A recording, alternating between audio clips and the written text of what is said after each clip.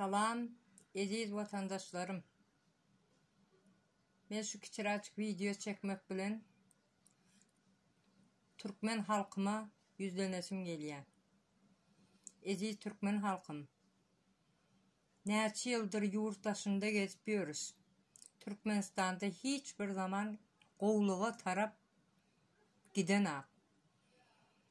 Vatanımız elden gidiyor. Ön bir diktatör geldi, Niyazov. Son bir diktatör geldi, ol ondan beter oldu.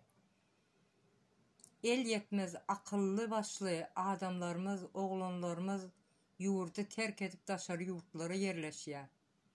Öz vatanımız için görüşecek halkımız, oğlan kızlarımız yurt taşında geziyor.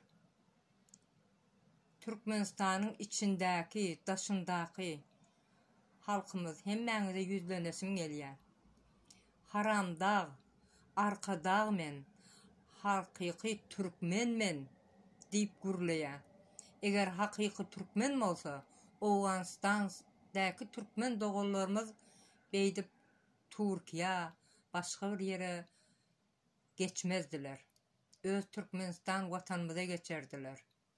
Acımasızca öldürülüyor Oğan Türkmenlerimiz.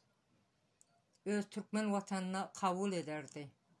Neçe vakitte meri yollar yapık. Biz çağalarımızı görüp bilemizak. Türkmenistan'daki çağacıklarımız çağalığını yaşaya mı? Yaşanok. Ayağında yırtık tapışka bilen geçmiyor. Okuğa gidecek olsa oku eşikleri kaygı. Birisi təze alsa ikincisi köne eşik giyiyor. Koy bizim çağacıklarımız sürünmesin. Köne eşik giymesin. Bir bayın çağası təze eşik giyinde haçan menin şular yani eşigim bolor kadip yudulmasın. Bir koca zat iyen vaktına haçan bizim doyu bir yer kalklayıp yudulmasın çağacıklarımız. Biz bay devletin vatandaşları yöne daşarı yurtta kul olup diyoruz.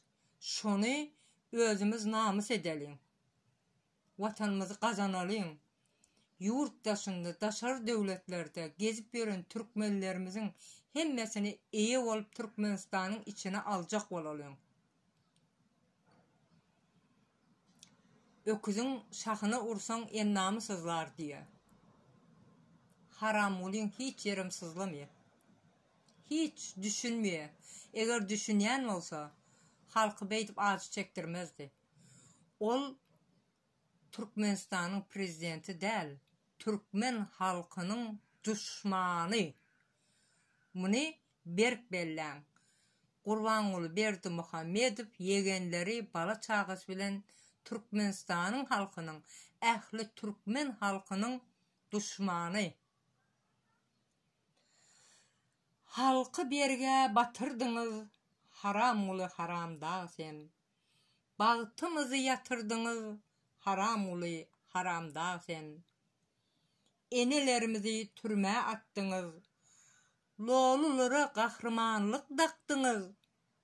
Siz neni için beyle ettiniz, haram ulu haramda sen. Cevap verin siz başlıklar, bizden haçan geçer ağaçlıklar. Aladalı geçip dur bu yaşlıklar, haram olu, haramda sen. Vatan ösyer deyip loğlu gürleyer, yöne halk için hiç zat etmeyer. Gariplik bizden ayrılıp gitmeyer, haram olu, haramda sen. Enelerimiz haçan vatana dönecek. Haçan kız çıkarıp oğlu eylenecek. Bizim zamanımız haçan kovlanacak. Haram olu, haramda sen.